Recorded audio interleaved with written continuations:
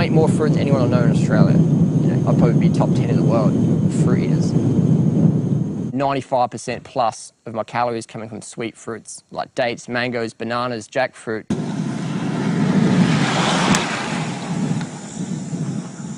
So it's fruit for breakfast, fruit for lunch, fruit for dinner, followed by some greens, occasionally some nuts and seeds. Sometimes I get really good watermelon, I really stuff myself with it and I can't even move. I believe it's impossible to overeat on fruit. Overeating would imply one's getting obese. My record is 72 large bananas, like big bananas. Well, that is it. But me and Mango, we are more like Buddha, you know, we like to sit and enjoy the life, just look at everything in a detail, and we're not big sports people. Do you drink much water, or? No, none at all. That's your problem. You're dehydrated. For me, I never needed water, and I think I'm doing fine. I don't You'll feel triple your energy levels when you start drinking water. You'll be like, wow, I've been missing out. But we don't sweat, we don't do any, you know, Because you're dehydrated. Because you can't, exercise. because you're dehydrated. You believe I can be dehydrated for 23 years well, and don't get no health problems from it? My grandma's, everyone's dehydrated in society. Unfortunately, it seems to be the case that there are quite a few different definitions of fruitarian that are floating around. The definition of fruitarian could be, some people say it's just fruit, some people say it's fruits, greens and nuts and seeds, things like that. The nuts are not fruit and the greens are not fruit, so please don't call yourself fruitarian if you eat other things than fruit. And then got really upset with me. The way that we live is very different to the way that you live. So the sweating is something that would be natural for you because you are going out and doing these things, whereas we're not doing them. So we're not dehydrated in the same way that you would be if you weren't getting the water that you were taking in. Yeah. Is it healthy to be sedentary though? That's the question. Is it healthy to push yourself to an extreme? Yeah. To sort of really push yourself to the extreme. We think you push your bodies to extreme.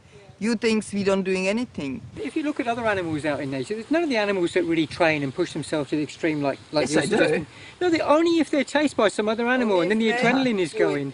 But if you watch other animals that are living very peaceful lives and not being chased, they won't run around. Name me an animal, Mango.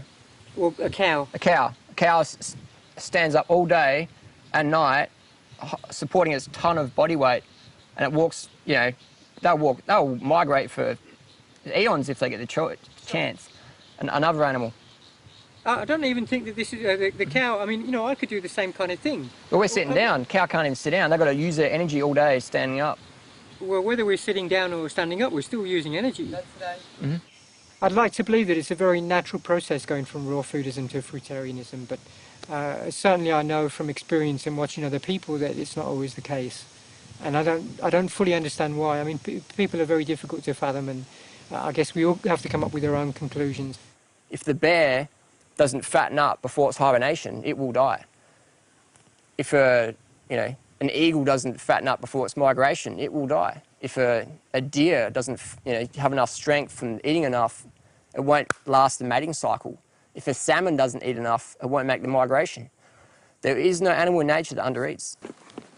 Yep, well this is it. This is the, I've got some organic cuts here, or mince. This is the pork mince, and I'm just gonna indulge. And from memory... Tastes good? Yeah.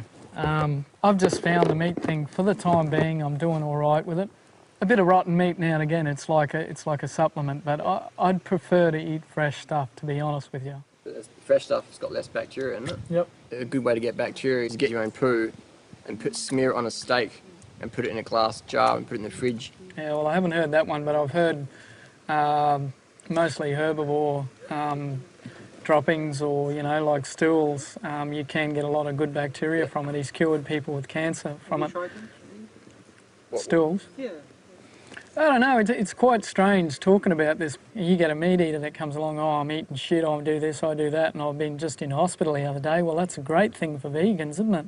Makes vegans look like, you know, like the knight in shining. We're lost. I've got $10,000 in the bank, and I'd be willing to put $10,000 on the table. Get a baby, like a 2-month-old or 6-month-old, put it in a cot, with, Make it a year so it's not lactating. okay, a year-old human toddler baby in a cot with a mango and a baby rabbit.